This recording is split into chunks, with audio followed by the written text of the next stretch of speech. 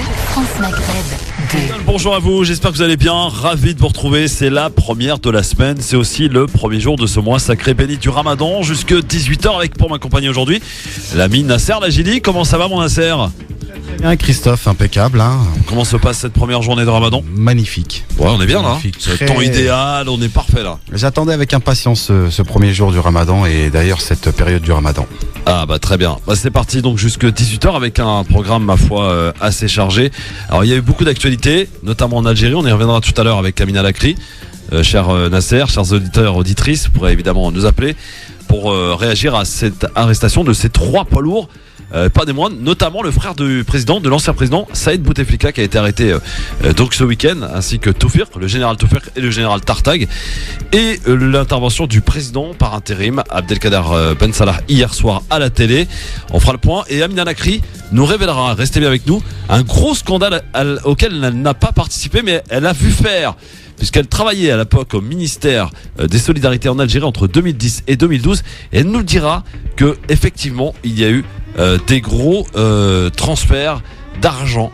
Elle nous révélera tout cela tout à l'heure entre 17h30 et 18h. Auparavant, évidemment, le zapping, les meilleurs moments qu'il ne fallait pas. Et vous allez voir, mon cher Nasser, ça peut peut-être t'intéresser, toi qui vas manifester depuis maintenant 25 samedis. Et bien maintenant, tu as la possibilité, si tu le souhaites, de payer et d'envoyer quelqu'un manifester à ta place. Et tu peux le télécommander, c'est-à-dire lui dire à tel moment de crier un slogan, d'envoyer un tel message. Bref, tu peux gérer ton envoyé donc dans ta manifestation, comme ça si tu prends pas de risque, tu risques pas de te faire éborgner ou arracher une main. Voilà. Donc on verra tout à l'heure dans le zapping, mais évidemment et pour commencer, c'est cette recrudescence de violence entre Israël et la bande de Gaza, et bien évidemment la population palestinienne qui a subi encore une fois cet acte meurtrier tout au long de ce week-end. Nous serons sur place avec Ziad Medouk, puisqu'on parle Nasser d'un cessez-le-feu qui n'a pas été confirmé par Israël jusque-lors. Donc on fera le point tout à l'heure en direct de Gaza avec Ziad Medouk, et puis toi tu nous donneras également un avis tranché sur la Palestine, un sujet qui se tient évidemment particulièrement à cœur. Absolument. Donc rendez-vous tout à l'heure. Mais pour l'heure, parce qu'on parle de l'actualité d'aujourd'hui, mais il faut aussi parler de ce qu'a fait l'actualité. Mon cher Nasser, je vais te mettre ta contribution et on va voir si tu vas être particulièrement bon. Alors c'est dommage parce que tu es tout seul, il aurait fallu que tu sois accompagné d'un autre chroniqueur ou d'une autre chroniqueuse pour voir et vous départager, mais c'est pas grave. En tout cas on va jouer ensemble si tu le veux bien mon cher Nasser. Alors on est un 6 mai, tout va bien, et on est un 6 mai 1851. Je cherche un docteur qui dépose le brevet d'un appareil dont on a absolument besoin, un appareil qui se situe dans une cuisine. Mon cher Nasser, à quoi penses-tu? Oula. Oui. En 1851. Absolument, un brevet qui a été déposé donc par un certain docteur John Farry, voilà, avec l'accent, qui a déposé donc le brevet d'un appareil qui nous est absolument nécessaire et qui est principalement disposé dans une cuisine. Ça c'est une très bonne. Qu'est-ce qu'on met dans une cuisine? Ah bah après la question du micro-ondes c'est très récent. Non mais c'est récent. C'est pas un micro-ondes. Un four, non, peut-être? Non, c'est pas un four, c'est le réfrigérateur. Ah. Voilà. Et oui, donc le brevet a été déposé, sachez-le, donc en 1851. Bon, Nasser, tu vas feras mieux la prochaine fois. Ouais, alors, qu'est-ce qu'il y a d'autre? Tiens, en 41, qui devient chef du gouvernement soviétique succédant à Molotov? Voilà, quelqu'un de connu. Hein. En 41, qui devient chef donc de l'État soviétique succédant à Molotov? Facile. Oh, je sais pas. Staline. Ah oui. Bah oui. Un 6 mai, voilà. Qu'est-ce que j'ai d'autre? Tiens, je cherche des émeutes qui se sont déroulées en France et qui ont fait donc 600 blessés parmi les 20 000 étudiants. Ça s'est passé en 68, c'est facile, Nasser là. Ah, mai 68. Bah oui, voilà, c'était un 6 mai. Voilà. Alors, c'était dans l'actualité aussi et toujours et encore. En 94, je cherche. Qu'est-ce qui a été inauguré en 94, un 6 mai, mon cher Nasser, auditeur, auditrice, par François Mitterrand et la reine d'Angleterre? Qu'est-ce qui a bien pu être inauguré en 94? Peut-être le tunnel. Bah voilà, exactement. Il est bon le Nasser, il est bon. Non, voilà. Qu'est-ce qu'il y a d'autre? Et pour pas grand-chose en fait. Si, tiens. Qui rencontre le grand moufti à la mosquée des Omeyyades, à Damas. C'est quelqu'un de très important chez les catholiques. Une rencontre qui a eu lieu donc en 2001. Je sais pas. Moufti en 2001. Oui, qui rencontre le grand moufti de la mosquée des Omeyyades à Damas Et ça se passe en 2001. C'est le pape, non? Le pape Jean-Paul II, effectivement, mon cher Nasser. Bravo, il est bon, Nasser, ça y est. Vous savez, c'est un peu comme le diesel, Nasser. C'est un peu long au démarrage. Et c'est le ramadan, surtout. Il y a pas une fois que c'est parti. Alors tiens, une autre question. Qui a été nommé Premier ministre en France? Ça se passe en 2002. Qui a été nommé Premier ministre en France? Raffarin, bonne réponse, exactement. Raffarin nommé Premier ministre, donc bon, il n'aura pas marqué de son temps, hein, Raffarin. Et puis tiens, pour finir, 2007, qui est devenu président de la République française avec 53,2% des voix. Le pire président qu'on a pu avoir. C'est-à-dire Nicolas Sarkozy. Je vous en prie, monsieur Lacher, là, faites attention parce que ça peut vous coûter cher. Bon, parfait, mon Nasser, t'as été très bon, nickel. Écoutez, ça s'est passé dans l'actualité, c'était dans l'actualité et Nasser Lagili a presque tout bon. Restez avec nous dans un instant, direction Gaza avec Ziad Medouk pour parler de cette reconnaissance de violence avec le Hamas et Israël. On fera le point avec vous. Vos appels, bien sûr, au 01 40 33 9. Et puis, n'oubliez pas, tout à l'heure, en fin d'émission, le Libertad spécial Ramadan. C'est vous qui allez pouvoir nous appeler pour nous dire un petit peu comment s'est passée votre première journée, si vous êtes énervé ou pas, si vous avez résisté, si la cigarette vous manque pas trop, si vous avez, qu'est-ce que vous allez préparer ce soir. Bref, on veut tout savoir tout à l'heure en fin d'émission. Et puis n'oubliez pas également le grand jeu du Ramadan tout à l'heure à partir de 18h avec des paniers Samia à vous offrir. Ah bah oui, ça c'est de quoi composer pourquoi pas votre couscous. On a plein de trucs à vous offrir, donc des paniers Samia, mais aussi des billets d'avion. Je vous expliquerai la règle tout à l'heure.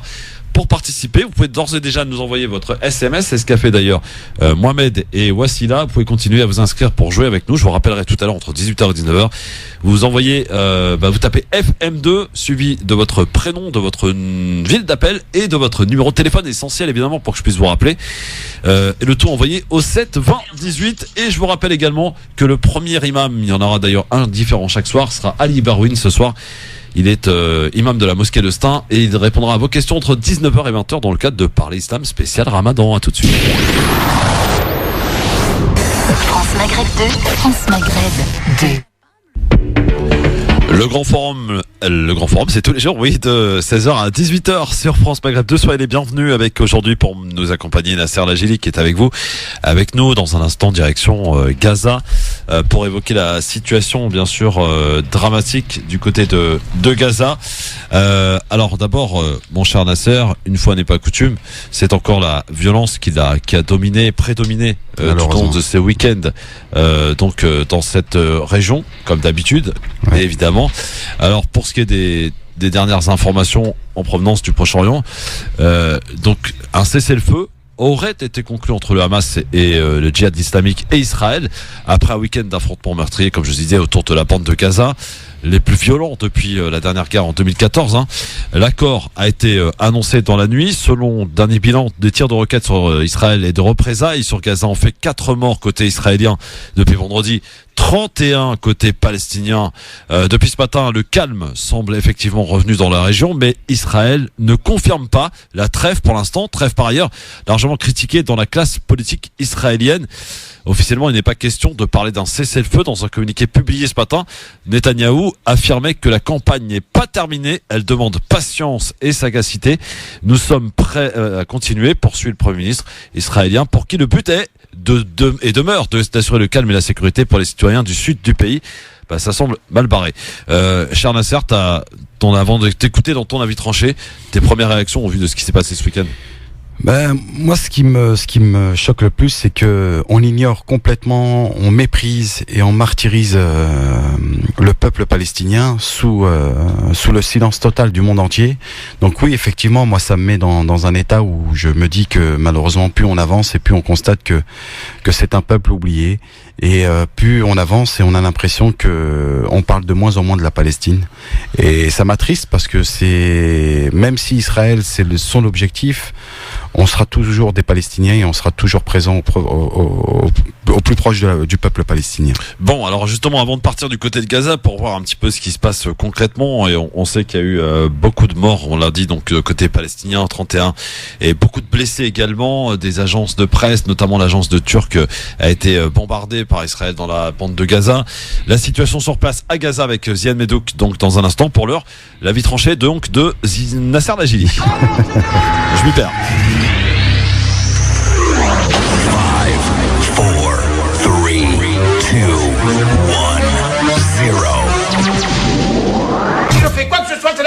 allez, alors piétinez-moi, allez-y. Et il est question de Palestine dans ton avis tranché aussi, mon cher Nasser. Absolument, Christophe. L'ironie de l'histoire est parfois bien cruelle. Elle nous montre les aberrations délirantes que les hommes invoquent pour justifier l'horreur. Elle nous renseigne sur le paradoxe des peuples qui ont eu à subir les pires outrages de la haine et de l'humiliation, et qui se vengent ensuite sur des innocents, en leur infligeant une persécution sauvage au nom de la sécurité d'un État. Cet état d'occupation n'a d'ennemi que ses propres démons, et c'est pourquoi il construit de grands murs pour sauvegarder son hystérie. On vole votre terre, on détruit votre maison, on vous parque dans des camps, puis on vous jette des bombes pour tuer votre volonté et vous obliger à renoncer à votre avenir de peuple. L'histoire coloniale ne prendra pas fin, aussi longtemps que le peuple palestinien n'aura pas recouvert sa dignité de peuple et le droit à son autodétermination. Les racines de ce peuple sont tellement ancrées dans cette terre qu'elle produira sans cesse et pour l'éternité des Palestiniens. Les bourreaux des peuples sont des amnésiques qui oublient que l'histoire est une grande roue qui ne cesse de tourner. Où sont les troupes d'Alexandre, la grandeur de Rome et l'étendue de l'Empire ottoman? Où sont les grandes armées impériales, l'Empire soviétique et les trois Reichs? La persécution façonne les grands peuples, elle forge leur volonté et elle bâtit leur résistance. Les Palestiniens ne sont pas seuls. Si les grandes puissances ferment les yeux sur les exactions de cet État vandale, si leurs laquais du tiers-monde sont trop occupés à museler leur peuple, sont complices de cette indifférence, nous sommes des milliards de Palestiniens à travers le monde. Nous sommes petits face à l'Empire qui protège cette barbarie, mais nous sommes grands face à l'histoire. Nous devons prier pour le jour où la roue de l'histoire tournera. Nous devons prier pour que sa main de vengeresse ne s'abatte pas aveuglement sur ses bourreaux sanguinaires. Nous devons prier pour stopper la spirale de la haine. Nous devons prier pour que l'indulgence du peuple palestinien soit à la mesure de sa noblesse. Nous devons prier pour que ce peuple martyrisé tende la main de la miséricorde à ceux qui avaient voulu la paix et qui savent depuis toujours quel est le sens de la Palestine. Merci beaucoup Nasser pour cet excellent avis tranché. En guise d'introduction, les mots sont durs, lourds évidemment, cher Nasser. Et on va du côté de Gaza justement avec Ziad Medouk qui est avec nous sur place. Bonsoir Ziad. Bonsoir Christophe, bonsoir à tous les amis et bon Ramadan. Et oui, un Ramadan qui commence comme d'habitude, j'allais dire assez mal pour les Gazaouis, mais une fois n'est pas coutume, Ziad. Écoutez, c'est le deuxième Ramadan qui commence durement, qui commence avec beaucoup de difficultés après le Ramadan de 2014, donc où il y avait une offensive de grande ampleur, une offensive israélienne. Heureusement que les agressions, les attaques donc sont arrêtées ce matin après 3 jours durs vécus par 2 millions de Palestiniens. Mais il y a une accalmie relative, il y a un cessez-le-feu fragile. Il faut attendre les jours qui viennent pour voir est-ce que les Israéliens sont sérieux cette fois-ci. Est-ce qu'ils vont respecter leur engagement de ne pas agresser de nouveau la bande de Gaza. Alors Ziad, afin qu'on comprenne ce qui s'est passé, parce que c'est vrai que l'information était, Nasser tu peux le confirmer, très peu relayée dans les médias français, pour ne pas dire quasiment absente. Ou alors si ce n'est que pour entendre des condamnations de ce que pouvait subir la population israélienne, évidemment sans aucun mot sur bien entendu les Palestiniens. D'ailleurs d'où notre question, cher Nasser, est-ce que vous pensez que le président français qui a condamné les tirs de roquettes sur Israël, mais pas un seul mot sur les Palestiniens, a-t-il la langue de bois? Alors je pense que le score est sans appel. C'est une question qui se pose même pas. Sur Facebook, vous êtes 97% pardon, à penser que oui. 96 sur Twitter, vous continuez de voter évidemment. Sur Twitter, le Grand Forum FM2. Sur Facebook, c'est France Maghreb 2, évidemment, pour voter. Mais cher Ziad, comment tout a commencé? Qu'est-ce qui s'est passé? Qui a provoqué qui là? Écoutez, je vais être très objectif par rapport à la situation parce que malheureusement, il y a des dirigeants occidentaux, il y a les médias qui malheureusement sont complices, qui vont cautionner les crimes israéliens et ça, c'est pas nouveau pour nous. Les Palestiniens, depuis longtemps, ils comptent sur personne, ni des régions arabes, ni des régions européennes. Ils comptent seulement sur 2 choses, sur leur résistance sur le terrain et surtout sur la solidarité internationale, sur la population civile.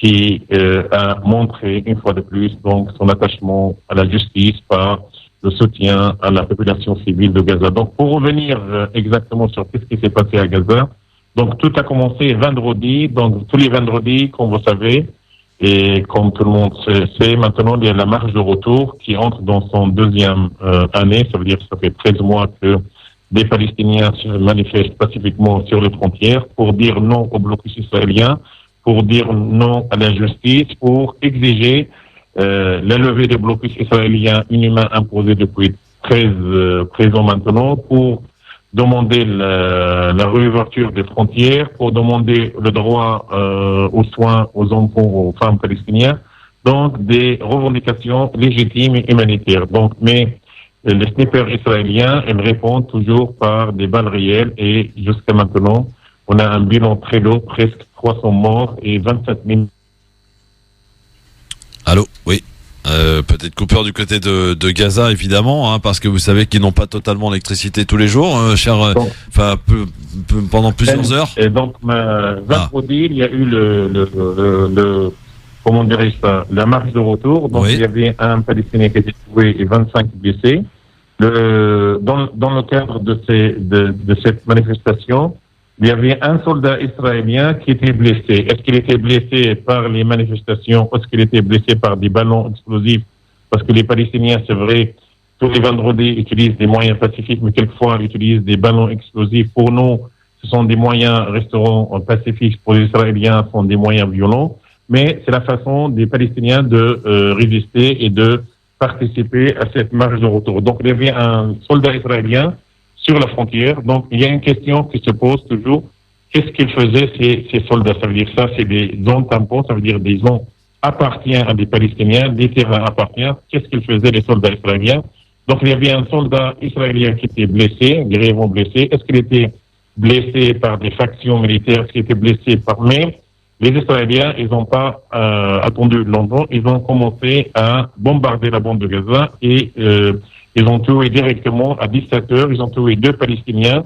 Et ces 2 Palestiniens, ils faisaient partie des factions djihad islamiques de Gaza, donc une faction de résistance reconnue à Gaza. Et après, il y a toute la soirée de vendredi des échanges, des roquettes entre les factions palestiniennes et l'armée israélienne. Donc, qui a commencé? Donc, il faut dire les choses telles qu'elles sont. Donc, il y avait un soldat israélien blessé, mais surtout, il y a eu comment dirais-je ça? Il y avait 2 morts palestiniens, 2 morts voilà. Et souvent, les factions palestiniennes, donc, ils ne participent pas à ces manifestations, donc, pacifiques. Pour ce qui est des bombardements, Ziad, pour ce qui est des bombardements, est-ce qu'ils ont été ciblés ou comme d'habitude un petit peu à l'aveugle, évidemment, voilà. c'est la population qui a été visée, quoi.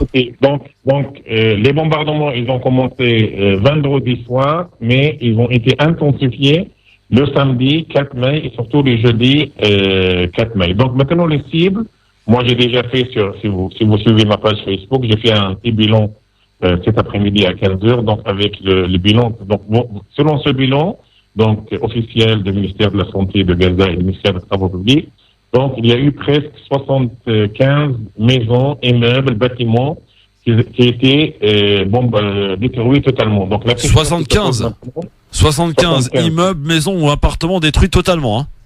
Totalement, sans oublier les endommagés et les bâtiments touchés. Donc la question qui se pose est toujours, c'est la population civile, c'est pas moi seulement qui pose la question.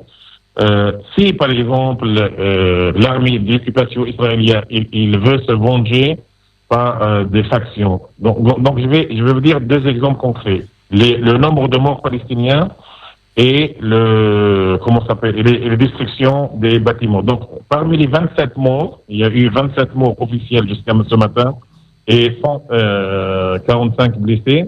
Parmi les 27 morts, il y avait seulement 4 qui appartiennent à des factions militaires, d'accord? Il y avait un qui était tué dans sa voiture et 2 qui étaient sur la frontière. Et les autres, des femmes enceintes, des bébés, des personnes âgées, des civils. Donc, et la question qui se pose, pourquoi il n'attaque pas les factions, pourquoi il n'attaque pas les bases, voilà. Donc, c'est un bombardement aveugle. Et l'objectif israélien, c'est casser la volonté et briser la volonté de cette population civile qui résiste malgré tout. Maintenant, pour les bâtiments, voilà. Parmi les cibles, il y a presque, selon les statistiques et les chiffres du ministère des Travaux publics, il y a 150 bâtiments qui étaient touchés, bombardés.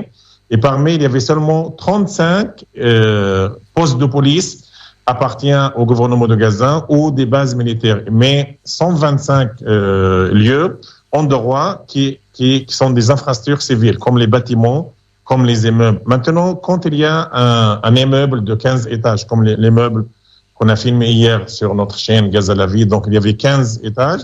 Donc, si vraiment il y a de suspect ou s'il y a un problème avec des doutes chez les armées israéliennes, pourquoi ils détruisent, un bâtiment de 15 ou un immeuble, une tour de 15 étages, et pourquoi ils bombardent pas seulement l'appartement s'il y a un doute.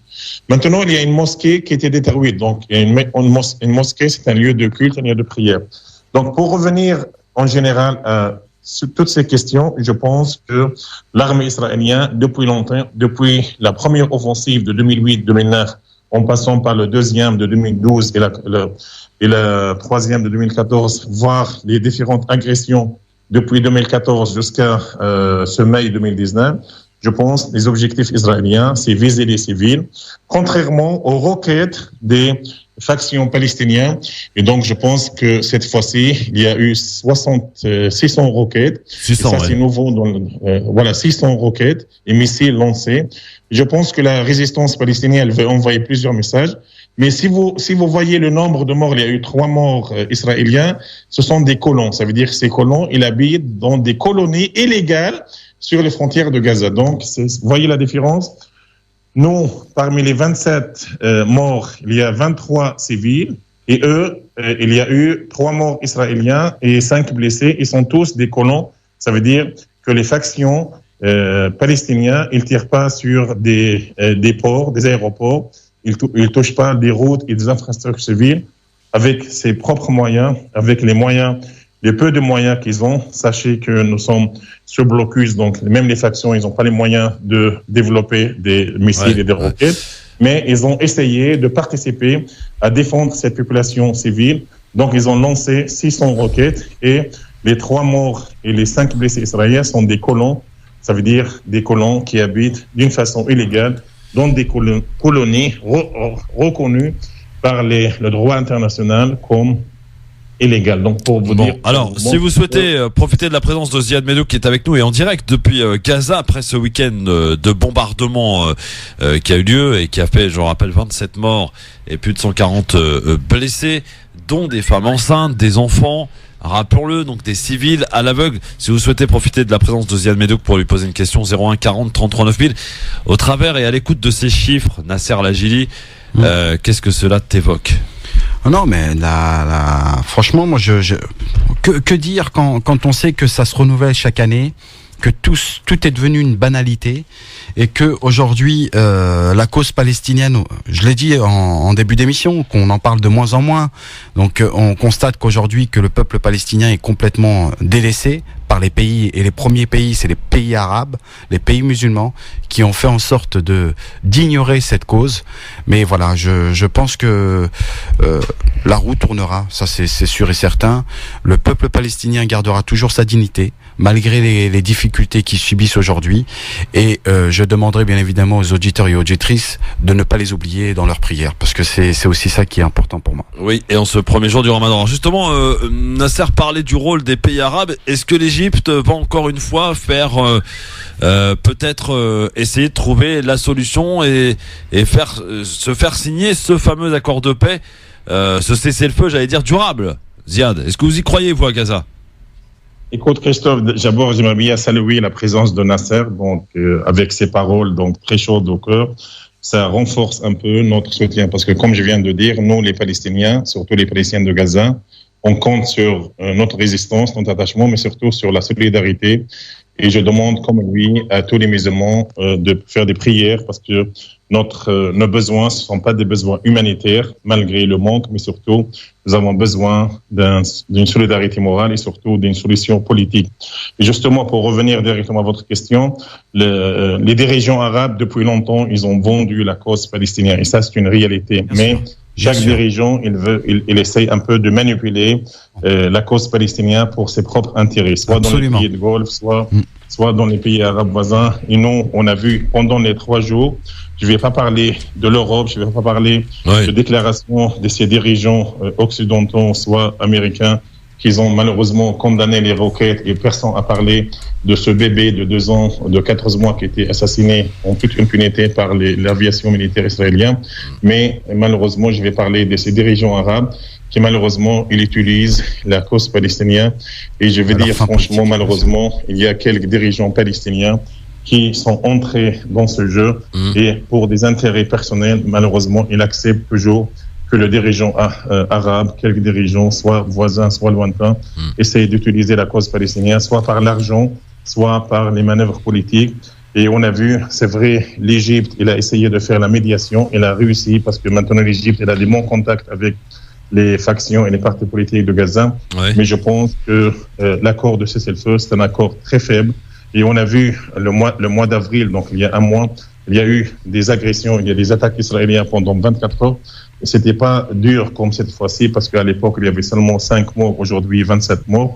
Il n'y avait pas des destructions massives comme aujourd'hui. Dans le mois d'avril ou avant, les bombardements touchaient seulement des terrains vides. Même aujourd'hui, il y a des infrastructures civiles, il y a des puits d'eau, il y a des stades, il y a des mosquées, il y a des routes qui ont été détruites totalement, des immeubles, des maisons.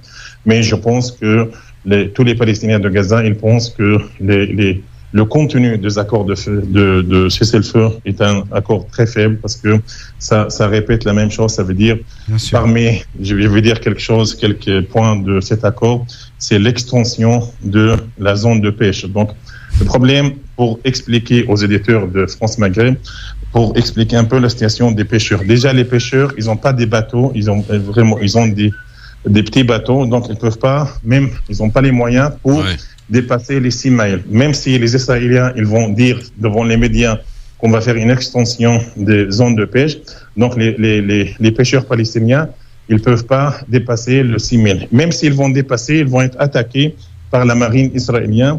Et hier, il y avait 12 bateaux qui ont été détruits totalement. Et souvent, il y a des pêcheurs qui se sont fait tuer, soit blessés par la marine israélienne. Donc, à quoi ça sert? Voilà. Après, ils ont dit, on va essayer de augmenter le nombre de camions qui entrent dans la bande de Gaza. Donc, avant le blocus, en 2007, il y avait 1600 camions qui entrent dans la bande de Gaza pour répondre aux besoins énormes de cette population civile en augmentation permanente. Aujourd'hui, combien? Après le blocus, maintenant, on a 230. Et quand il y a un accord, ils ont dit, on va augmenter le nombre à 320. Ça veut dire seulement 70 nouveaux camions. Et le problème, c'est quoi? C'est pas le marchandise qui entre, mais il faut pas oublier qu'il y a une liste de 120 produits qui, jusqu'à maintenant, par ordre militaire israélien, ils n'entrent pas à la bande de Gaza. Donc, ça montre un peu que c'est le contenu de cet accord. Parce que les Palestiniens, ils demandent une chose, c'est la levée immédiate du blocus israélien, c'est-à-dire quoi? La réouverture de passage, permettre aux Palestiniens, surtout aux malades, de se soigner dans les hôpitaux, c'est permettre aux aides humanitaires d'entrer. Alors, Ziad, oui. On a bien compris, en tout cas, une partie de cet accord, et c'est très important. On rappelle quand même, on précise que Israël n'a toujours pas confirmé le cessez-le-feu entré en vigueur cette nuit. Nasser, avant d'accueillir Daoud, qui a une question à poser. Oui. Alors, moi, je voudrais juste dire aux auditeurs et auditrices qu'il est important qu'ils interpellent leurs députés de leur circonscription pour mettre en avant la cause palestinienne. Donc aujourd'hui, on a des médias qui ignorent, qui volontairement d'ailleurs, qui ignorent volontairement la cause palestinienne et les massacres qui continuent tous les jours. Hein, ça date pas d'aujourd'hui, ça fait plus de 60 ans. Aujourd'hui, je demande à tous les auditeurs d'interpeller chaque député de leur circonscription en leur faisant soit des courriers, des mails ou par les réseaux sociaux, en leur demandant d'interpeller le gouvernement et qu'il donne des réponses claires ou tout simplement qu'il condamne aussi les attaques Israël fait envers le peuple palestinien. Parce qu'on ne peut pas comparer des roquettes à des tirs de missiles. On a parlé tout à l'heure des démolitions d'immeubles. J'en ai vu une ce week-end qui m'a impressionné. Et je me dis que si aujourd'hui on faisait ce genre d'attaque en France, le monde entier en parlerait. Donc Gaza aujourd'hui le subit tous les jours. Et si à un moment donné... Et tout le monde s'en fout en fait. Et tout le monde s'en fout, bien sûr. C'est pour ça que j'interpelle nos auditeurs et auditrices de faire en sorte d'interpeller leurs députés et qu'ils interpellent le gouvernement sur cette question de la cause palestinienne. Daoud est avec nous. Bonjour Daoud. Oui, bonjour à tous. Comme le temps est compté, je vais aller vite. S'il te plaît, merci. Ouais, j'ai deux questions pour M. Medouk. Oui. Est-ce que il peut nous donner plus de précisions sur l'agence de presse turque qui a été bombardée? Oui, absolument, on confirme.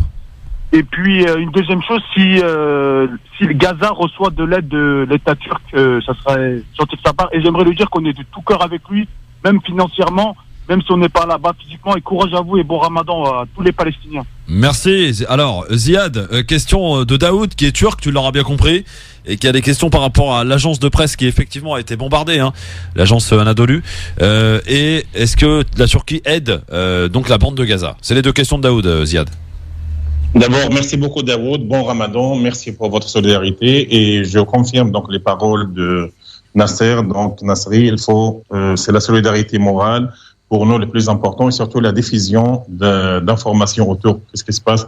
Et maintenant avec les réseaux sociaux, il faut relier les informations et surtout il faut interpeller les députés sur les massacres sur Gaza. Donc pour répondre directement à la question de Daoud, je pense que oui, les meubles qui étaient détruits hier de 15 étages, donc il arbitre en dehors des structures humanitaires, il arbitre donc l'agence Anadolu, l'agence turque officielle, et donc ça fait partie de la politique israélienne de faire taire les médias.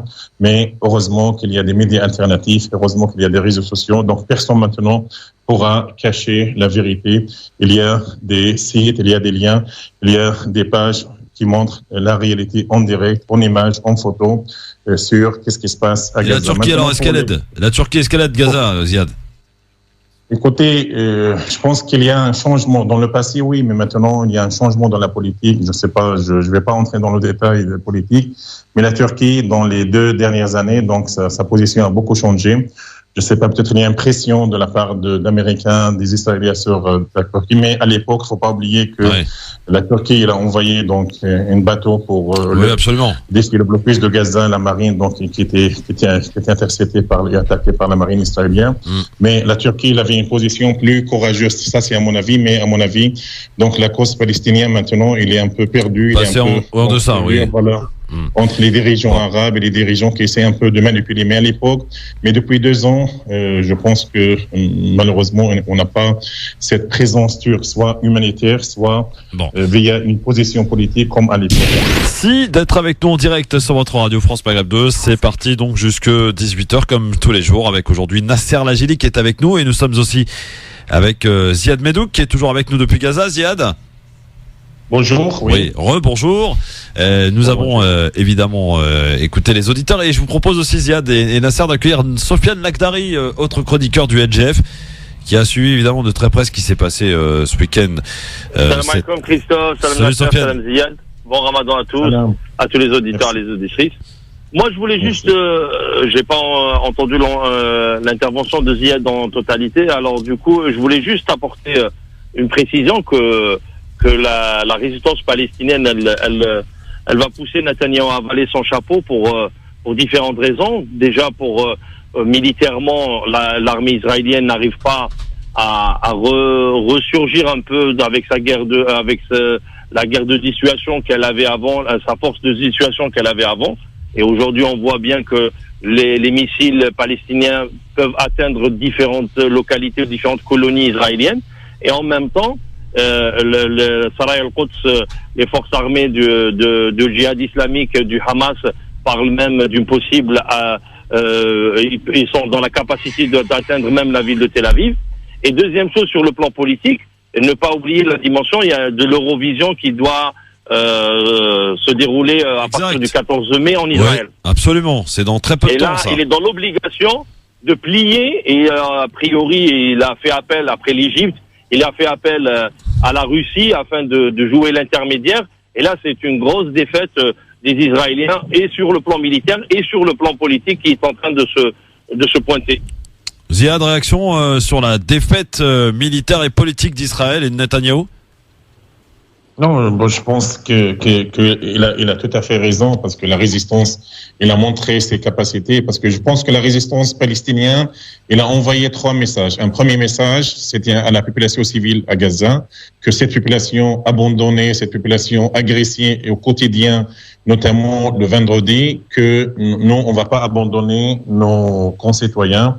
Et je pense que de 620 missiles envoyés à plusieurs localités israélien, c'est une confirmation. un soutien à la population civile abandonnée, agressée au quotidien, mais une population résistante et digne. Deuxième message, c'est un message aux Israéliens justement, que nous sommes, malgré le blocus, malgré la fermeture des frontières et des tunnels, mais nous avons la capacité, avec nos moyens, de reproduire et de reconstruire et de développer les peu de moyens et les roquettes et les missiles pour, comme il a dit, pour atteindre même l'aéroport de Ben Gurion, même atteindre la ville de Tel Aviv.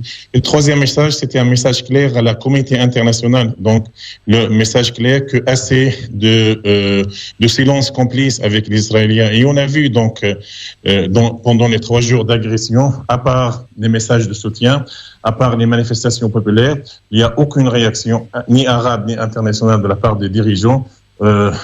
Malheureusement, il y a des soutiens officiels, soit des Nations Unies, soit des États-Unis, soit même de la France officielle, malheureusement, à la position israélienne. Mais je pense que le message envoyé par la résistance palestinienne avant l'envoi de leurs roquettes et missiles, c'est un message clair. Je pense, avec l'Eurovision, je pense que à part la campagne de BDS boycott qui a donné des fruits parce qu'il y a beaucoup d'artistes qui ont commencé à boycotter l'Eurovision. Oui. Je pense que les Israéliens sont en train de réfléchir soit à annuler, soit à raccourcir un peu cet événement qu'Israël veut blanchir donc ces crimes contre la population civile dans les territoires palestiniens. Voilà pour les réponses, Sofiane. Voilà, et en même temps, ne pas oublier que le grand deal qui est en train d'être négocié, c'est pour parler de la crise des pays arabes. Faut pas oublier, voilà, ils sont en train de concocter tout ça avec Jared Kushner et les forces de Trump. On a bien entendu écouté dernièrement Trump où il appelait les Saoudiens à verser les 400 ou 450 milliards de jizya annuels comme il nous a habitués. Et il faut dire que dès le mois prochain, après le Ramadan, les Américains, la diplomatie américaine s'apprête à faire véhiculer ce grand deal. Et c'est cette résistance ou cette réponse de la résistance palestinienne, elle démontre encore une fois le rejet non pas seulement de la population palestinienne dans son globalité, mais en même temps, ils sont prêts à résister de ne pas faire passer ce grand deal avec la complicité, bien sûr, des pays arabes qu'on connaît tous. Nasser Rajili. Non, mais je rejoins ce qu'il vient de dire. Sofiane. Sofiane, ouais. Voilà, excuse-moi Sofiane, c'est le Ramadan qui Non, mais il a raison, je suis à 100% de ce qui vient de dit par Sofiane, donc voilà, je partage complètement, j'ai rien à rajouter là-dessus. Alors sur le fameux grand deal, Ziad, peut-être un mot là-dessus, sur ce que vient d'évoquer Sofiane Lakhdari? Peut-être Noreddin, il a bien fait de rappeler, oui, peut-être le 4e message envoyé par la résistance, c'est ça, c'est le refus de ce plan américain, le plan de siècle, malheureusement, qu'il est en train de faire une grande promotion, soit une promotion financière par l'intermédiaire, malheureusement, de l'Arabie Saoudite, et ou la promotion politique via l'Égypte, via la Jordanie, via quelques dirigeants arabes qui sont en train de faire la pression sur l'autorité palestinienne et sur les factions de Gaza pour accepter le principe de ce grand plan de siècle. Et pour un petit rappel, ce grand plan, je vais dire trois éléments rapides. Ce plan américain, il veut quoi? Il veut annexer la ville de Jérusalem, il veut annexer 75% de la Cisjordanie pour les territoires pour Israël, et il veut transférer les Palestiniens de la Cisjordanie vers la Jordanie et les Palestiniens de Gaza vers le Sinaï en Égypte. Voilà un petit résumé de ce plan, mais je pense que qu'est-ce qui s'est passé dans les 3 jours derniers par la résistance. Donc heureusement, je pense, et ça c'est un point très important côté palestinien, parce que malheureusement il y a la division interpalestinienne. C'est la première fois que les Palestiniens, donc ils se sont mis d'accord. Donc l'autorité palestinienne, malgré toutes nos remarques sur ses comportements, il a refusé donc publiquement ce plan américain. Et je pense que les factions palestiniens de Gaza, ils ont refusé par leur façon. Et bien sûr, la population derrière, civile, soit en Cisjordanie, soit dans la bande de Gaza, il a refusé le plan américain. C'est vrai, il y a une pression. Il ne faut pas oublier qu'il y a des pressions arabes, soit une pression financière pour dire aux Palestiniens, il faut accepter ce plan et non, on va vous donner beaucoup d'argent. Et ça, c'est l'Arabie Saoudite qui va payer. Ou une pression politique, comme elle est en train de faire l'Égypte avec les factions de Gaza. Elle va dire oui, si vous acceptez le plan, on va ouvrir les frontières, on va essayer de lever le blocus. Mais je pense qu'il y a une population civile consciente, il y a une population civile qui, comme elle a dit non depuis au plan de partage en 47, il va dire non à tous les plans qui n'acceptent pas et qui ne respectent pas les revendications légitimes de ce peuple palestinien qui est en train de se battre au quotidien pour sa liberté. Merci Sofiane Lakhdari, autre chose? Non, merci à vous. Merci non, mon Sofiane. Salut au peuple palestinien. Shalba ou Halila ce soir, Sofiane? Nous les Oranais, c'est Halila, nous. Ah, Halila. Ah, très bien. Bon, bonne Halila alors. Régale-toi bien. Oui. Je profite pour le mois de Ramadan parce que il y a à Gaza des jeunes francophones. Oui. Ils ont créé une chaîne qui s'appelle Gaza la vie. Très bien. Oui. C'est une chaîne gratuite, c'est en français gratuite et bénévole, donc tout le monde peut s'abonner. Et parmi ces vidéos, il y a des témoignages sur les bombardements israéliens, mais il y a des vidéos sur la vie quotidienne à Gaza. Donc vous pouvez abonner. Il s'appelle Gaza la vie. Donc abonnement gratuit à tout le monde. Sur YouTube. Et pour le mois de Ramadan, on va montrer les traditions palestiniennes, ça veut dire le repas de Ramadan. Ouais. Et donc ça, vous pouvez le suivre de ce soir. Donc il s'appelle Gaza la vie. Alors c'est sur Facebook ou YouTube? Non, YouTube. D'accord. C'est sur YouTube, hein. Oui, sur YouTube. Oui. Maintenant on a 700 abonnés. Donc l'équipe, c'est une équipe bénévole motivée. Ils ne demandent rien, ni argent, ni soutien financier. Ils demandent seulement l'abonnement à cette chaîne parce qu'il est en train de montrer que la vie continue à Gaza malgré les agressions, malgré le blocus et malgré toutes les difficultés. Ziad, on mange quoi à Gaza quand on fait le Ramadan le soir? On mange quoi? Écoute, il y a 3 types. Il y a bien sûr la soupe. Il y a les dates comme tout le monde, la date et le yaourt. Voilà. Après, il y a la soupe, mais il y a des spécialités. Mais nous, c'est la base, c'est le riz. Par exemple, dans les pays de Maghreb, il y a le couscous. Oui. Mais nous, c'est la base, c'est le riz à la viande, le riz au poulet. Donc, il y a beaucoup sur la chaîne Gaza la vie, vous pouvez trouver beaucoup de plats palestiniens, donc, soit au mois de Ramadan, soit pendant les fêtes. Mais, par exemple, ce soir, donc, il y a et ça, c'est important de montrer, ce soir, c'est important de dire ça à tous les éditeurs. Donc, il m'a parlé, Daoud, de la solidarité. À Gaza, il y a une forte solidarité familiale et sociale très importante. Par exemple, hier, avant-hier, il y avait 250 personnes qui sont sans abri après le bombardement et la destruction de leurs maisons et leurs immeubles. Maintenant, personne ne dort dans la rue. Et donc, il y a des familles, je ne parle pas des structures, je parle des familles qui accueillent maintenant en toute dignité ces sans-abri. Et donc, ils sont maintenant, voilà. Maintenant, pour le mois de Ramadan, le premier jour surtout, donc, les parents invitent leurs enfants, leurs petits-enfants pour partager leur repas. Et souvent, comme chez nous ce soir, il y a 50 personnes de toute la bande de Gaza. Ils vont venir à la maison pour manger, pour partager leur repas de Ramadan. Donc, il y a une forme de solidarité familiale très importante. Donc, ça, c'est important de montrer. Et que personne, moi j'ai voyagé dans 40 pays. Le seul endroit que personne ne dort dans la rue, c'est Gaza. Même à Ramallah, une ville très riche en Cisjordanie, mais il y a des gens qui dorment dans la rue, mais à Gaza, il y a personne qui dort dans la rue, malgré le blocus, malgré Incroyable, Nasser. Ah, c'est hallucinant. Quel message. Voilà. Ouais, quel message en tout cas. Quel temps il fait aujourd'hui? Il fait chaud ou pas à Gaza? Ce matin, il faisait chaud. Maintenant, ça va. On a 22 degrés. Oh, c'est bien. C'est nickel. C'est bien. C'est impeccable. Merci, mon Ziad. En tout cas, et on fera le point si nécessaire, bien entendu, dans les tout prochains jours. Et on va suivre de très près ce qui va s'y passer. Moi, je suis très content d'être en direct avec les éditeurs et toi-même, des gens de bonne volonté. Donc, je vous dis tous et toutes, n'oubliez pas Gaza par vos prières. Le plus important pour nous, c'est de la solidarité morale. Et n'hésite pas, Christophe, à m'appeler à n'importe quel moment pour donner des précisions sur qu'est-ce qui se passe actuellement dans la bande de Gaza. Sahaf Tolkom tout le monde. Merci, Sahaf Tolok, mon Ziad. Merci. Merci beaucoup. Merci beaucoup. Merci. Voilà, Ziad qui nous accompagne, c'est vrai, depuis 2014 maintenant, et qui relate à chaque fois ce qui se passe à Gaza. Et vous avez, franchement, quand on entend ça, mais on se dit, mais les gens vivent une telle situation, c'est absolument désastreux. Et pourtant, la solidarité est de rigueur. Vous avez entendu, messieurs, dames? Ça, je sais que ça va pas faire plaisir à certains, mais à Gaza, il y a personne qui dort dans la rue. À Paris, vous en avez plein. Ici, à Paris, le pays des droits de l'homme, qui donne des leçons à tout le monde.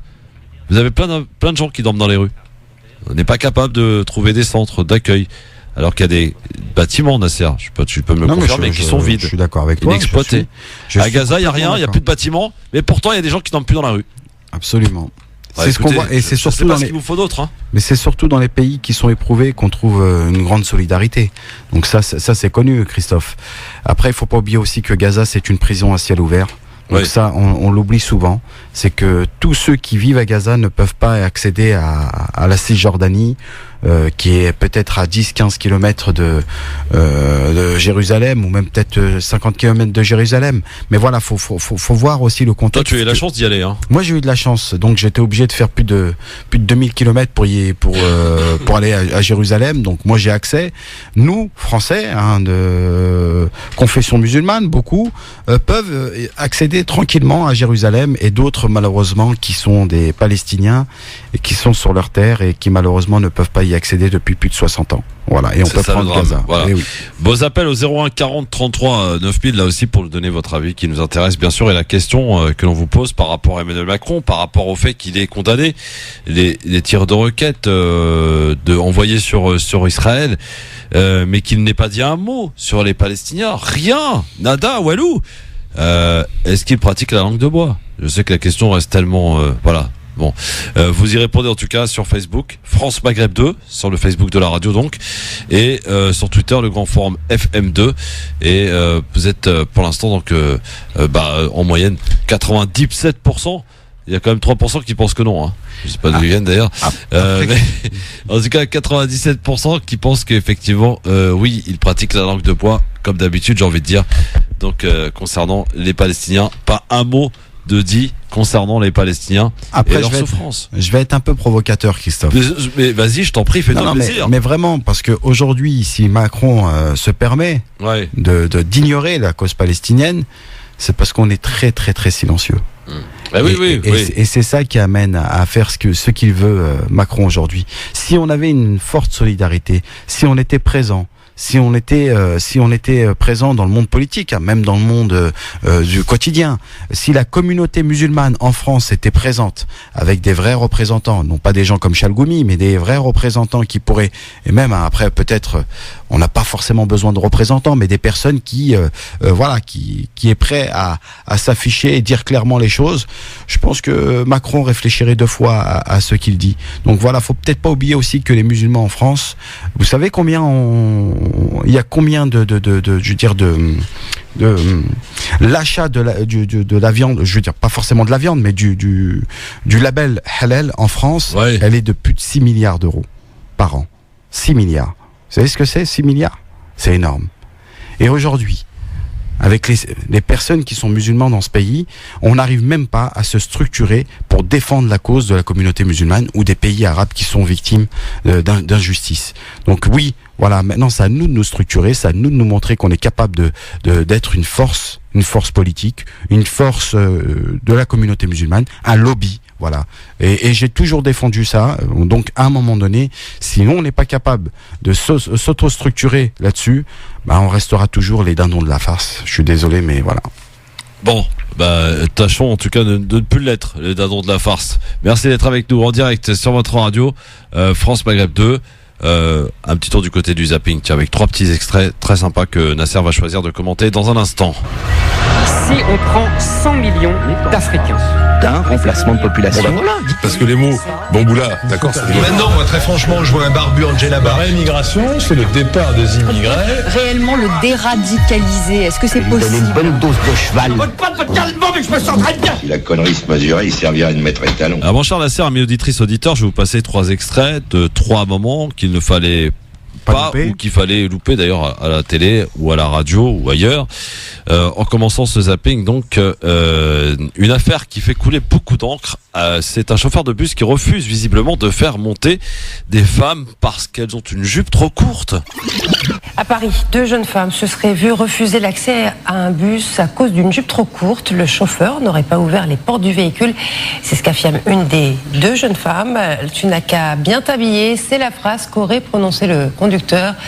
Pris de colère, le père de la jeune femme en question, l'écrivain algérien Kamel Bencher, a publié 2 posts sur Facebook dans lesquels il décrit un chauffeur de type maghrébin. Des messages qu'il a depuis retirés. De son côté, le conducteur a reconnu une faute de service, mais nie la version du père de la plaignante. Le dernier aurait refusé l'accès aux 2 jeunes filles car elles souhaitaient monter en dehors de l'arrêt de bus.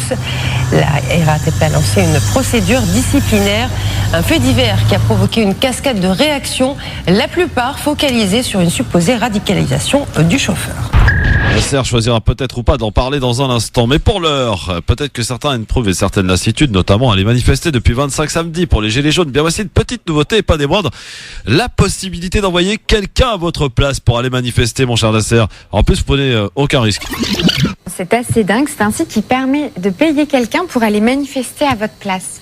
C'est surréaliste. Vous payez une personne physique qui va vous représenter lors de manifestations auxquelles vous ne pouvez pas assister.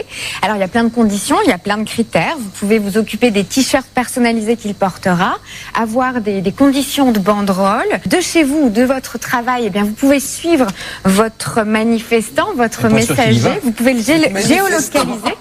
Vous allez pouvoir le géolocaliser. Il vous envoie des photos, des vidéos. C'est quand même assez dingue. Vous pouvez lui dire là maintenant que tu cries. Tu peux crier un slogan maintenant. Tout est calculé pour. Incroyable. Et puis pour finir, Axe du Monde, il serait oriental, visiblement, et on croit Nicolas Sarkozy. Et de surcroît, ben ça l'inquiète et l'agace. Je ne peux pas cacher mon inquiétude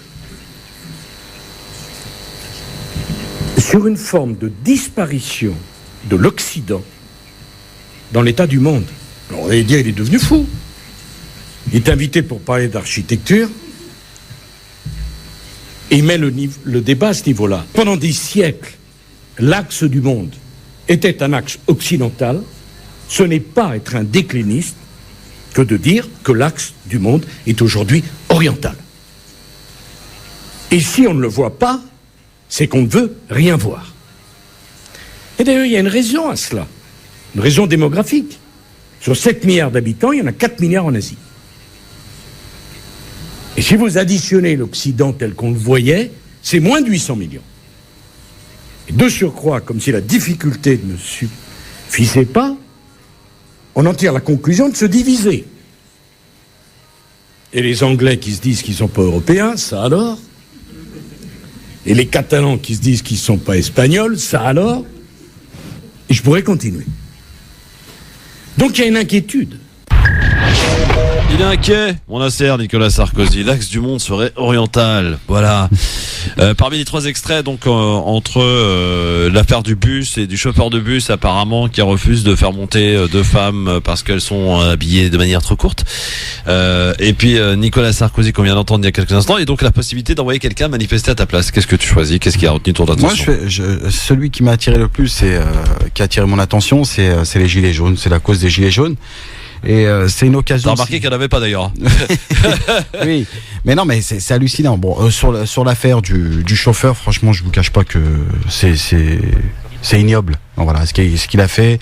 Donc vraiment, si ça tant est que ce soit ça, si ça se révèle, oui, non, bien sûr. Voilà. Oui, il faut que ça soit révélé avant de voilà. Mais si c'était vrai, franchement, c'est stupide ce qu'il a fait, parce que donc fallait pas qu'il travaille. À la RATP, si je me trompe pas, c'est un chauffeur de bus de la RATP. Mais je veux rappeler quand même qu'on lui fait pas de procès parce que non, je fais pas de procès. A priori, il aurait refusé de les faire monter parce qu'elles étaient à un feu rouge et qu'ils n'ont pas le droit, les chauffeurs, sachez-le, de vous faire monter ou faire descendre d'ailleurs en dehors de l'arrêt. Donc il a respecté simplement la règle. Alors s'il a respecté la règle, effectivement, il a droit de le faire. Enquête, hein. Donc voilà. Mais par contre, mais par contre, si c'était autre chose que après, là, voilà. Effectivement, ça serait un peu métier, mec, effectivement. Voilà. Moi, sur l'affaire des gilets jaunes, Christophe, je trouve qu'on essaye de comment dire, de faire en sorte de discréditer les gilets jaunes. Donc aujourd'hui, on a les médias, on a des émissions qui nous parlent de remplacer les gilets jaunes, etc. Moi, j'y vais depuis le début au mouvement des gilets jaunes, et je constate aujourd'hui que les gens deviennent, bien sûr, c'est fatigant, bien sûr que c'est épuisant. Les gens viennent de province tous les samedis, il faut le voir. Ils sont présents parce qu'ils souffrent, parce qu'ils sont dans une difficulté, parce qu'ils sont dans un état où ils ne peuvent plus vivre correctement. Ouais. Et ça, on l'oublie. Effectivement, ces gens-là qu'on voit et qui viennent de province, je l'ai dit, à plusieurs reprises, c'est des personnes qui doivent se taper 60 à 70 km pour accéder à l'hôpital. Ils sont obligés de se taper 15 km pour aller faire leurs courses, ce qui est différent de nous, bien sûr, de ceux qui vivent en région parisienne. On va dire, on est moins préoccupé, même si on est quand même touché sur cette situation. Mais voilà, je pense que le minimum, c'est de respecter ces gens qui manifestent aujourd'hui. Parce que Castaner, on prend l'exemple de la semaine dernière, il a voulu dire publiquement, et il a fait un fake news d'ailleurs, parce qu'il y a eu une loi d'ailleurs qui a été mise en place sur la question des fake news. Et Castaner a eu le courage c'est de l'ironie, bien évidemment, le courage de nous dire qu'il y a l'hôpital de la Salpêtrière qui a été attaqué. Ouais, absolument. C'était un scandale. Ouais. Un scandale parce que moi j'étais présent à ce moment-là. Et il fallait voir la bombe lacrymogène qui nous ont lancé, les jets d'eau qui ont été activés et bien évidemment les coups de matraquage de la police. Donc à un moment donné, toutes ces personnes qui sont parties, exemple, et qui ont peut-être défoncé la porte pour rentrer ou défoncé la grille pour accéder à l'hôpital, c'était plus pour se réfugier que pour attaquer l'hôpital. Les vidéos le montrent d'ailleurs. Oui, bien sûr. Et je rappelle juste à nos auditeurs et auditrices qu'il y a beaucoup de médecins, docteurs, des corps hospitaliers qui manifestent tous les samedis avec les gilets jaunes. Donc voilà, aujourd'hui, il est tombé dans le piège, Castaner. On a constaté qu'aujourd'hui... Il doit partir là. Moi, personnellement, je suis favorable pour qu'il quitte ce gouvernement. Ouais. Et il n'y a pas que lui qui devrait... Il a commis une grosse faute. Bien sûr que c'est une faute. Mais aujourd'hui, on essaye de la banaliser. Donc moi, c'est ça qui m'injure. Allez, dans un instant, pour réaction, peut-être, si vous en avez, 01 40 33 9000 sur les gilets jaunes et sur cette affaire absolument incroyable qui s'est déroulée la semaine dernière. Cette fake news relayée par le ministre de l'Intérieur, Christophe Castaner. Et direction aussi l'Algérie avec Amina Lacri à suivre dans un instant. Ne bougez pas. Le grand forum, c'est tous les jours, oui, de 16h à 18h sur France Maghreb 2. Soyez les bienvenus avec aujourd'hui pour nous accompagner Nasser Lajili qui est avec nous dans un instant direction Gaza pour évoquer la situation bien sûr dramatique du côté de Gaza. Alors d'abord, mon cher Nasser, une fois n'est pas coutume, c'est encore la violence qui a prédominé tout au long de ces week-ends dans cette région, comme d'habitude, ouais. Évidemment. Alors pour ce qui est des dernières informations en provenance du Proche-Orient, donc un cessez-le-feu aurait été conclu entre le Hamas et le djihad islamique et Israël après un week-end d'affrontements meurtriers, comme je disais, autour de la bande de Gaza, les plus violents depuis la dernière guerre en 2014. L'accord a été annoncé dans la nuit. Selon dernier bilan, des tirs de roquettes sur Israël et de représailles sur Gaza ont fait 4 morts côté israélien depuis vendredi, 31 côté palestinien. Depuis ce matin, le calme semble effectivement revenu dans la région, mais Israël ne confirme pas la trêve pour l'instant. Trêve par ailleurs largement critiquée dans la classe politique israélienne.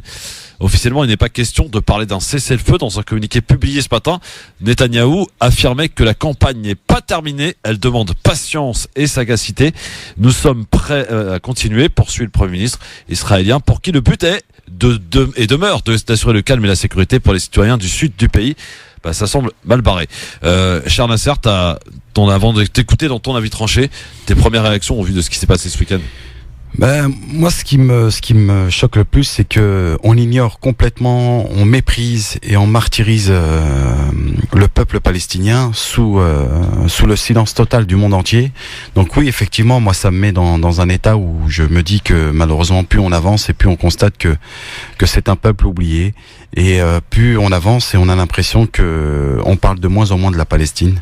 Et ça m'attriste parce que même si Israël c'est son objectif, on sera toujours des Palestiniens et on sera toujours présent au plus proche du peuple palestinien. Bon, alors justement, avant de partir du côté de Gaza pour voir un petit peu ce qui se passe concrètement, et on sait qu'il y a eu beaucoup de morts, on l'a dit, donc côté palestinien 31, et beaucoup de blessés également. Des agences de presse, notamment l'agence de Turc, a été bombardée par Israël dans la bande de Gaza.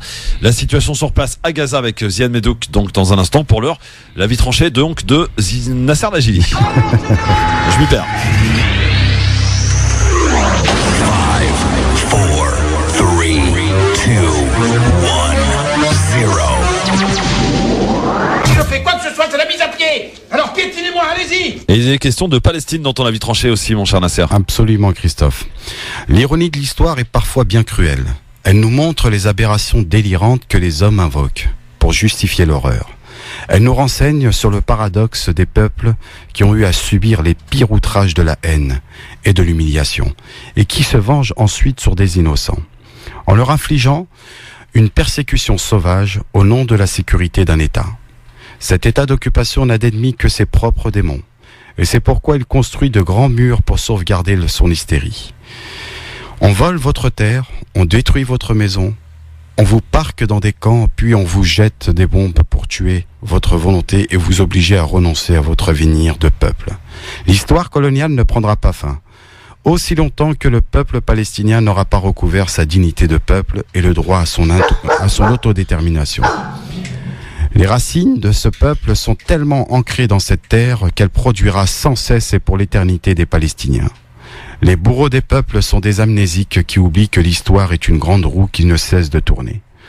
Où sont les troupes d'Alexandre, la grandeur de Rome et l'étendue de l'Empire ottoman? Où sont les grandes armées impériales, l'Empire soviétique et les trois Reichs? La persécution façonne les grands peuples, elle forge leur volonté et elle bâtit leur résistance. Les Palestiniens ne sont pas seuls. Si les grandes puissances ferment les yeux sur les exactions de cet État vandale, si leurs laquais du tiers-monde sont trop occupés à museler leur peuple, sont complices de cette indifférence, nous sommes des milliards de Palestiniens à travers le monde. Nous sommes petits face à l'Empire qui protège cette barbarie, mais nous sommes grands face à l'histoire. Nous devons prier pour le jour où la roue de l'histoire tournera. Nous devons prier pour que sa main de vengeresse ne s'abatte pas aveuglement sur ses bourreaux sanguinaires. Nous devons prier pour stopper la spirale de la haine. Nous devons prier pour que l'indulgence du peuple palestinien soit à la mesure de sa noblesse. Nous devons prier pour que ce peuple martyrisé tende la main de la miséricorde à ceux qui avaient voulu la paix et qui savent depuis toujours quel est le sens de la Palestine. Merci beaucoup Nasser pour cet excellent avis tranché en guise d'introduction. Les mots sont lourds évidemment, cher Nasser. Et on va du côté de Gaza justement avec Ziad Medouk qui est avec nous sur place. Bonsoir Ziad. Bonsoir Christophe, bonsoir à tous les amis et bon Ramadan. Et oui, un Ramadan qui commence comme d'habitude, j'allais dire assez mal pour les Gazaouis, mais une fois n'est pas coutume, Ziad. Écoutez, c'est le deuxième Ramadan qui commence durement, qui commence avec beaucoup de difficultés après le Ramadan de 2014, donc où il y avait une offensive de grande ampleur, une offensive israélienne. Heureusement que les agressions, les attaques donc sont arrêtées ce matin après 3 jours durs vécus par 2 millions de Palestiniens. Mais il y a une accalmie relative, il y a un cessez-le-feu fragile. Il faut attendre les jours qui viennent pour voir est-ce que les Israéliens sont sérieux cette fois-ci. Est-ce qu'ils vont respecter leur engagement de ne pas agresser de nouveau la bande de Gaza. Alors Ziad, afin qu'on comprenne ce qui s'est passé, parce que c'est vrai que l'information était, Nasser tu peux le confirmer, très peu relayée dans les médias français, pour ne pas dire quasiment absente. Ou alors si ce n'est que pour entendre des condamnations de ce que pouvait subir la population israélienne, évidemment sans aucun mot sur bien entendu les Palestiniens. D'ailleurs d'où notre question, cher Nasser, est-ce que vous pensez que le président français qui a condamné les tirs de roquettes sur Israël, mais pas un seul mot sur les Palestiniens, a-t-il la langue de bois? Alors je pense que le score est sans appel. C'est une question qui se pose même pas. Sur Facebook, vous êtes 97% à penser que oui. 96 sur Twitter, vous continuez de voter évidemment. Sur Twitter, le grand forum FM2. Sur Facebook, c'est France Maghreb 2 évidemment pour voter. Mais cher Ziad, comment tout a commencé? Qu'est-ce qui s'est passé? Qui a provoqué qui là? Écoutez, je vais être très objectif par rapport à la situation parce que malheureusement, il y a des dirigeants occidentaux, il y a les médias qui malheureusement sont complices, qui vont cautionner les crimes israéliens et ça, c'est pas nouveau pour nous. Les Palestiniens, depuis longtemps, ils comptent sur personne, ni des régions arabes, ni des régions européennes. Ils comptent seulement sur 2 choses, sur leur résistance sur le terrain et surtout sur la solidarité internationale, sur la population civile.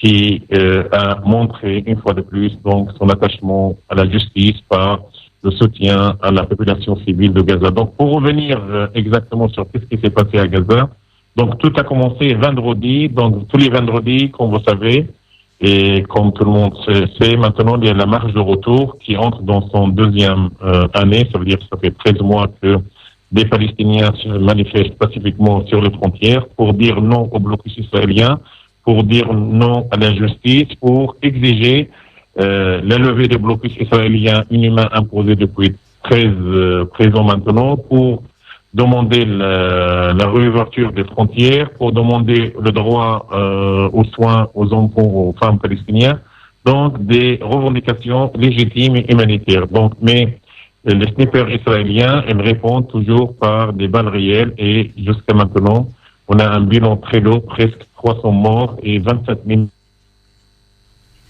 Allô, oui. Peut-être coupure du côté de Gaza, évidemment, hein, parce que vous savez qu'ils n'ont pas totalement l'électricité tous les jours, pendant plusieurs heures. Et donc, vendredi, il y a eu comment dirais-je ça, la marche de retour. Donc, il y avait un Palestinien qui a été tué et 25 blessés. Dans le cadre de cette manifestation, il y avait un soldat israélien qui était blessé. Est-ce qu'il était blessé par les manifestations? Est-ce qu'il était blessé par des ballons explosifs? Parce que les Palestiniens, c'est vrai, tous les vendredis utilisent des moyens pacifiques, mais quelquefois ils utilisent des ballons explosifs. Pour nous, ce sont des moyens restaurants pacifiques. Pour les Israéliens, ce sont des moyens violents. Mais c'est la façon des Palestiniens de résister et de participer à cette marche de retour. Donc, il y avait un soldat israélien sur la frontière. Donc, il y a une question qui se pose toujours. Qu'est-ce qu'ils faisaient, ces soldats? Ça veut dire ça, c'est des zones tampons, ça veut dire des zones appartiennent à des Palestiniens, des terrains appartiennent. Qu'est-ce qu'ils faisaient, les soldats israéliens? Donc, il y avait un soldat israélien qui était blessé, grièvement blessé. Est-ce qu'il était blessé par des factions militaires? Est-ce qu'il était blessé par... Mais les Israéliens, ils n'ont pas attendu longtemps. Ils ont commencé à bombarder la bande de Gaza et ils ont tué directement à 17h. Ils ont tué 2 Palestiniens. Et ces 2 Palestiniens, ils faisaient partie des factions djihad islamiques de Gaza, donc une faction de résistance reconnue à Gaza. Et après, il y a toute la soirée de vendredi, des échanges, des roquettes entre les factions palestiniennes et l'armée israélienne. Donc, qui a commencé? Donc, il faut dire les choses telles qu'elles sont. Donc, il y avait un soldat israélien blessé, mais surtout, il y a eu comment dirais-je ça? Il y avait 2 morts palestiniens, 2 morts voilà. Et souvent, les factions palestiniennes, donc, ils ne participent pas à ces manifestations, donc, pacifiques. Pour ce qui est des bombardements, Ziad, pour ce qui est des bombardements, est-ce qu'ils ont été ciblés ou comme d'habitude, un petit peu à l'aveugle, évidemment, c'est la population qui a été visée, quoi. Donc, les bombardements, ils ont commencé vendredi soir, mais ils ont été intensifiés le samedi 4 mai et surtout le jeudi 4 mai. Donc maintenant les cibles, moi j'ai déjà fait si vous suivez ma page Facebook, j'ai fait un petit bilan cet après-midi à 15h, donc avec le bilan. Donc selon ce bilan, donc officiel du ministère de la Santé de Gaza et du ministère des Travaux publics, donc il y a eu presque 75 maisons, immeubles, bâtiments qui étaient détruits totalement. Donc la 75 immeubles, maisons ou appartements détruits totalement, hein? Totalement, sans oublier les endommagés et les bâtiments touchés. Donc la question qui se pose est toujours, c'est la population civile, c'est pas moi seulement qui pose la question. Si par exemple l'armée d'occupation israélienne, il veut se venger par des factions. Donc je vais vous dire 2 exemples concrets. Le nombre de morts palestiniens et les destructions des bâtiments. Donc, parmi les 27 morts, il y a eu 27 morts officiels jusqu'à ce matin et 145 blessés. Parmi les 27 morts, il y avait seulement 4 qui appartiennent à des factions militaires, d'accord? Il y avait un qui était tué dans sa voiture et 2 qui étaient sur la frontière. Et les autres, des femmes enceintes, des bébés, des personnes âgées, des civils. Donc, et la question qui se pose, pourquoi il n'attaque pas les factions, pourquoi il n'attaque pas les bases, voilà. Donc, c'est un bombardement aveugle. Et l'objectif israélien, c'est casser la volonté et briser la volonté de cette population civile qui résiste malgré tout. Maintenant, pour les bâtiments, voilà. Parmi les cibles, il y a presque, selon les statistiques et les chiffres du ministère des Travaux publics, il y a 150 bâtiments qui étaient touchés, bombardés. Et parmi, il y avait seulement 35 postes de police appartiennent au gouvernement de Gaza ou des bases militaires. Mais 125 lieux en droit qui sont des infrastructures civiles, comme les bâtiments comme les immeubles. Maintenant, quand il y a un immeuble de 15 étages, comme les meubles qu'on a filmé hier sur notre chaîne Gaza la vie, donc il y avait 15 étages. Donc, si vraiment il y a de suspect ou s'il y a un problème avec des doutes chez les armées israéliennes, pourquoi ils détruisent, d'accord, un bâtiment de 15 ou un immeuble, une tour de 15 étages, et pourquoi ils bombardent pas seulement l'appartement s'il y a un doute. Maintenant, il y a une mosquée qui a été détruite. Donc, il y a une mosquée, c'est un lieu de culte, un lieu de prière. Donc, pour revenir en général sur toutes ces questions, je pense que l'armée israélienne, depuis longtemps, depuis la première offensive de 2008-2009, en passant par le deuxième de 2012 et la troisième de 2014, voire les différentes agressions depuis 2014 jusqu'à ce mai 2019, je pense que les objectifs israéliens, c'est viser les civils, contrairement aux requêtes des factions palestiniennes. Et donc, je pense que cette fois-ci, il y a eu 600 roquettes. 600, ça, c'est nouveau. Voilà, 600 roquettes et missiles lancés. Je pense que la résistance palestinienne, elle veut envoyer plusieurs messages. Mais si vous voyez le nombre de morts, il y a eu 3 morts israéliens, ce sont des colons. Ça veut dire que ces colons, ils habitent dans des colonies illégales sur les frontières de Gaza. Donc, vous voyez la différence? Nous, parmi les 27 morts, il y a 23 civils. Et eux, il y a eu 3 morts israéliens et 5 blessés. Ils sont tous des colons. Ça veut dire que les factions palestiniennes, ils tirent pas sur des ports, des aéroports. Ils touchent pas des routes et des infrastructures civiles. Avec ses propres moyens, avec les peu de moyens qu'ils ont. Sachez que nous sommes sur blocus, donc même les factions, ils n'ont pas les moyens de développer des missiles et des roquettes, mais ils ont essayé de participer à défendre cette population civile.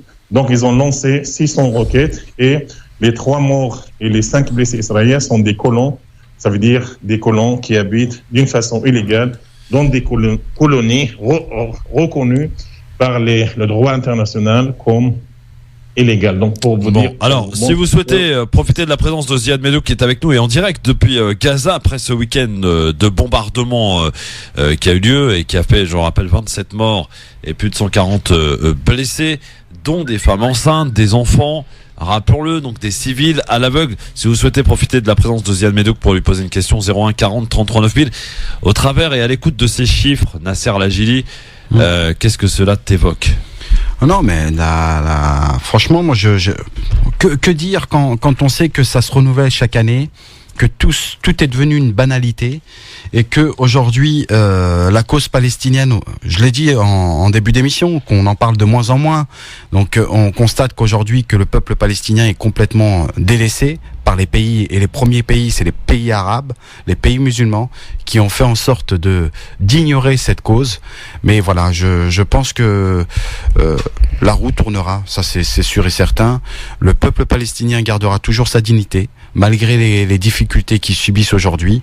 Et je demanderai bien évidemment aux auditeurs et auditrices de ne pas les oublier dans leurs prières, parce que c'est aussi ça qui est important pour moi. Oui, et en ce premier jour du Ramadan. Alors justement, Nasser parlait du rôle des pays arabes. Est-ce que l'Égypte va encore une fois faire peut-être essayer de trouver la solution et se faire signer ce fameux accord de paix, ce cessez-le-feu, j'allais dire durable? Ziad, est-ce que vous y croyez, vous, à Gaza? Écoute, Christophe, d'abord, j'aimerais bien saluer la présence de Nasser, donc avec ses paroles donc très chaudes au cœur. Ça renforce un peu notre soutien, parce que comme je viens de dire, nous, les Palestiniens, surtout les Palestiniens de Gaza, on compte sur notre résistance, notre attachement, mais surtout sur la solidarité. Et je demande, comme lui, à tous les musulmans de faire des prières, parce que nos besoins, ce ne sont pas des besoins humanitaires, malgré le manque, mais surtout, nous avons besoin d'une solidarité morale et surtout d'une solution politique.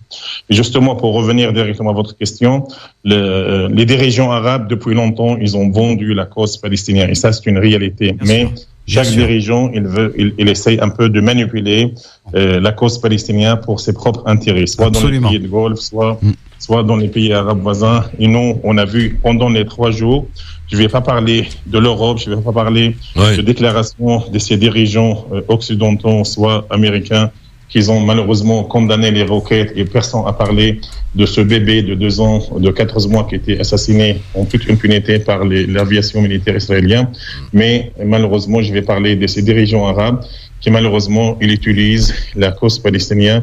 Et je vais dire franchement, malheureusement, il y a quelques dirigeants palestiniens qui sont entrés dans ce jeu et pour des intérêts personnels, malheureusement, ils acceptent toujours que le dirigeant arabe, quelques dirigeants, soit voisins, soit lointains, essayent d'utiliser la cause palestinienne, soit par l'argent, soit par les manœuvres politiques.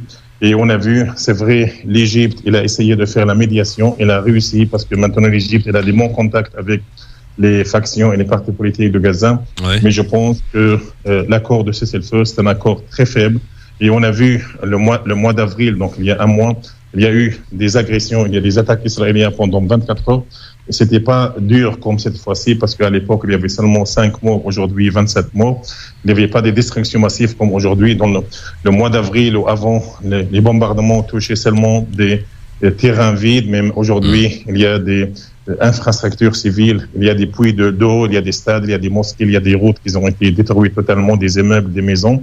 Mais je pense que tous les Palestiniens de Gaza, ils pensent que le contenu des accords de cessez-le-feu est un accord très faible parce que ça répète la même chose. Ça veut dire, je vais dire quelques points de cet accord, c'est l'extension de la zone de pêche. Donc, le problème, pour expliquer aux éditeurs de France Maghreb, pour expliquer un peu la situation des pêcheurs. Déjà, les pêcheurs, ils n'ont pas des bateaux, ils ont des petits bateaux, donc ils peuvent pas, même, ils n'ont pas les moyens pour dépasser les 6 miles. Même si les Israéliens, ils vont dire devant les médias qu'on va faire une extension des zones de pêche, donc les pêcheurs palestiniens, ils peuvent pas dépasser le 6 miles. Même s'ils vont dépasser, ils vont être attaqués par la marine israélienne.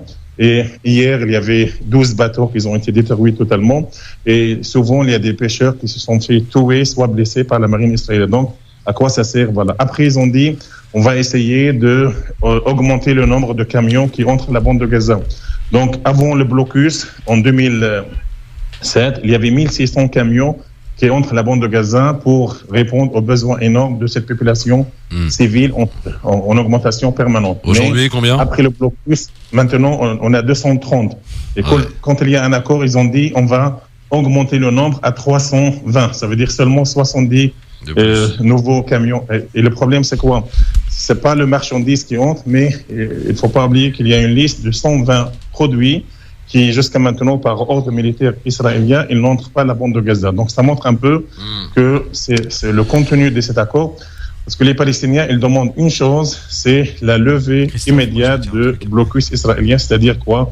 La réouverture de passage, permettre aux Palestiniens, surtout aux malades, de se soigner dans les hôpitaux, c'est permettre aux aides humanitaires d'entrer. Alors, Ziad, oui. On a bien compris, en tout cas, une partie de cet accord, et c'est très important.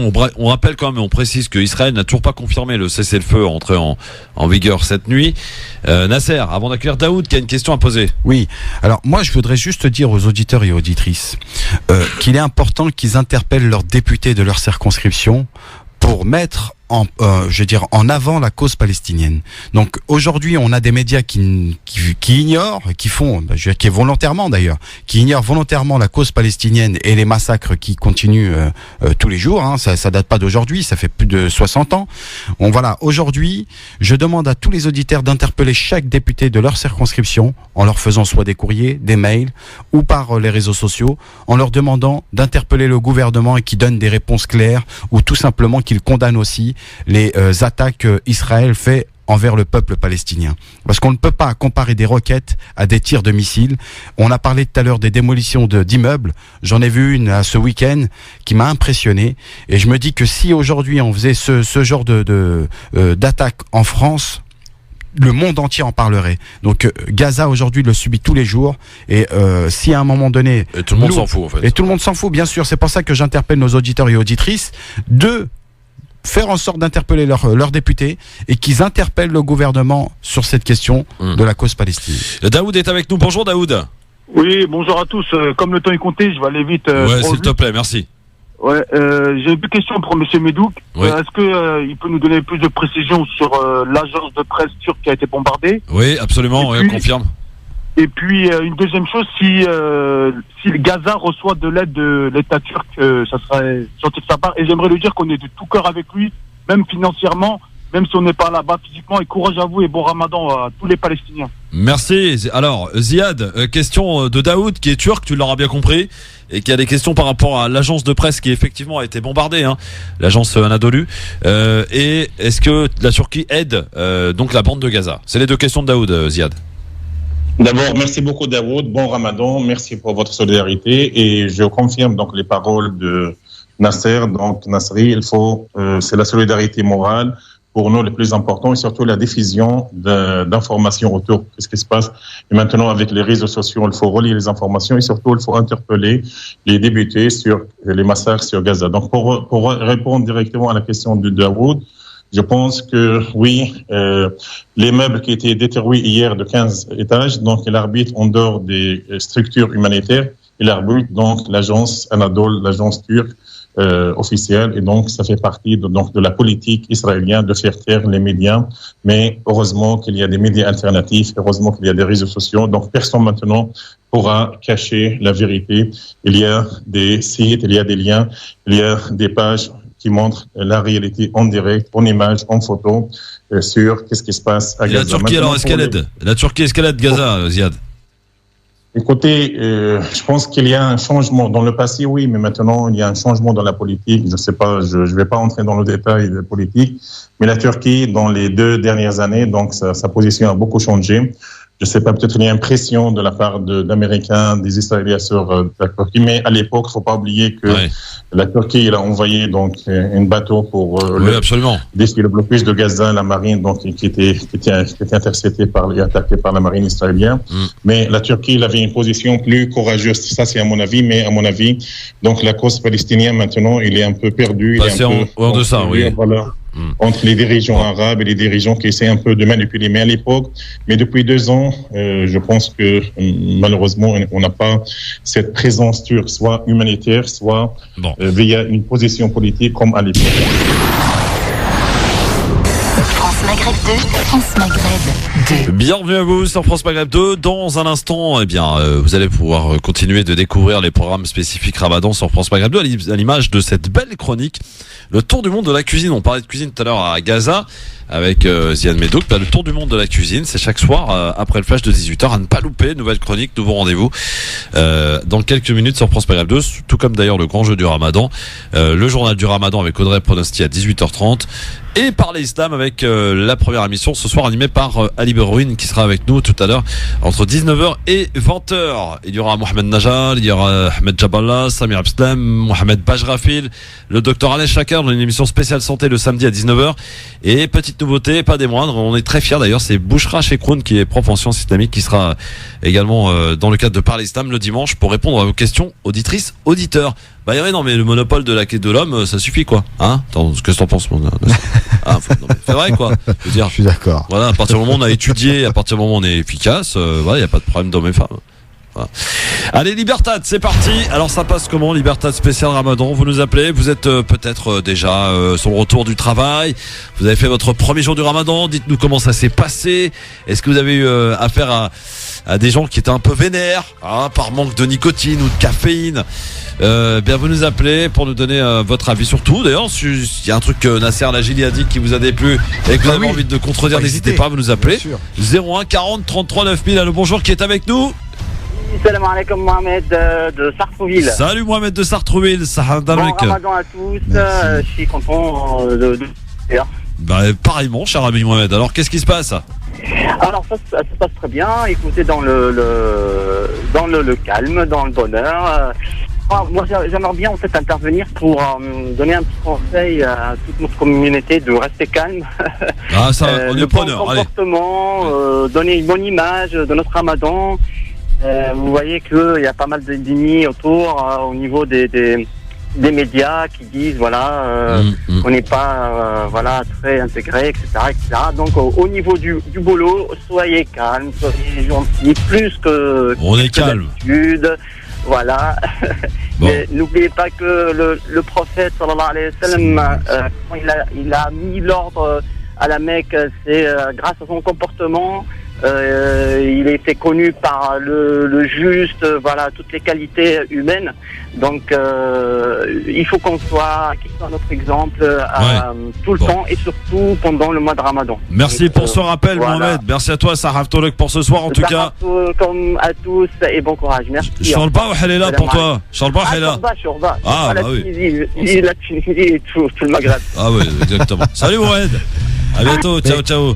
Il a dit un truc important. Qu'est-ce qu'il a dit? Effectivement, concernant le comportement des musulmans, et je ne parle pas par rapport au travail, parce que ça c'est un point à part, mais toutes les personnes qui vont fréquenter les mosquées, le tarawih finit très tard.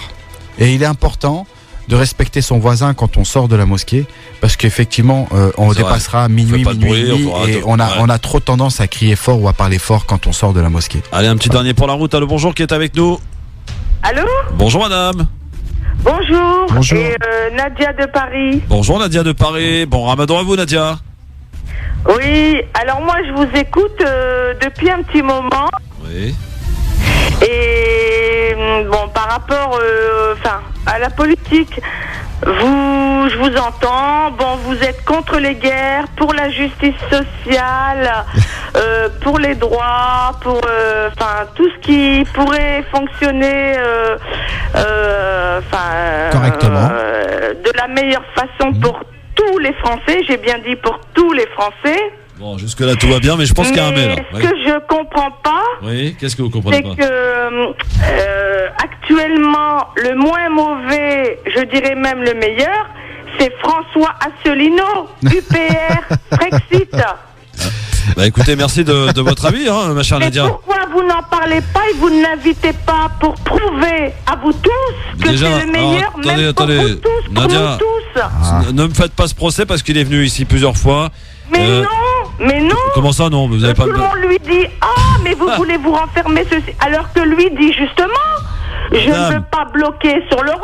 Moi je veux être ouvert à tous les pays du monde. François Asselineau, c'est pas bien d'envoyer vos sbires. C'est pour ça que je veux sortir de l'OTAN. Bon. Je veux retrouver la souveraineté, la monnaie, et contribuer, faire des rapports avec tous les pays. Et pas seulement l'Europe. Merci Nadia. Vous comprenez ça? Oui, on comprenait. Tous vos auditeurs comprennent ça. Allez, la démarche franchement n'est pas franchement brillante, ma chère Nadia. Je tiens à vous le dire, ce genre de truc. Chacun est libre de pouvoir se renseigner, de lire les programmes. Ah non, mais même si François Asselineau avait été le meilleur, comme vous dites, il aurait dépassé les 1% à la présidentielle. Il faut juste arrêter 5 minutes, quoi. Et ce type de procédé m'agace. Mais pour répondre à Nadia, c'est ça? Oui, c'est Nadia. Ouais. Alors, Nadia, juste pour vous rappeler, François Asselineau est venu le 3 novembre 2016 à France Maghreb 2. Apparemment, il n'est pas venu. Nadia nous dit non. Mais c'est important de préciser. Donc plusieurs fois même. Ça fait 3 fois qu'il vient dans cette émission. Arrêtez de me faire le procès, Nadia. Merci. Mais non. Bon allez, c'est bon. 0140. Non mais c'est bon.